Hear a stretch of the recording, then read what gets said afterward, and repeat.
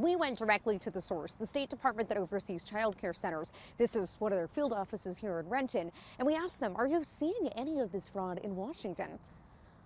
This is frightening and exhausting. It started in Minnesota and snowballed across the West Coast. We don't know why this is targeting our Somali community. It started when social media personalities spread viral claims with little evidence Somali daycare centers were committing fraud. They showed up at centers, filming, asking questions.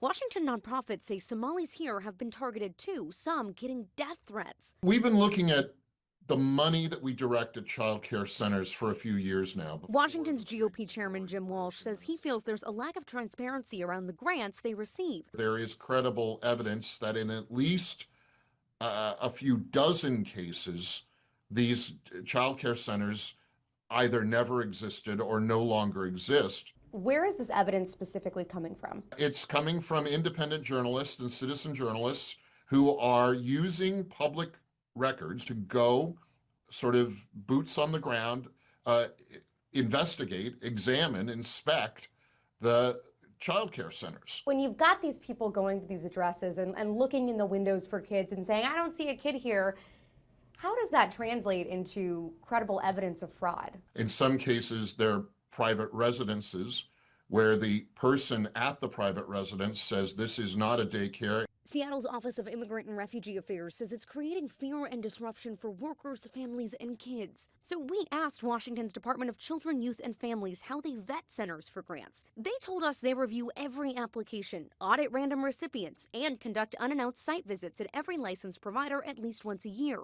A report from Washington's office that investigates fraud shows their efforts yielded 0 convictions against providers in fiscal year 2025 for childcare fraud.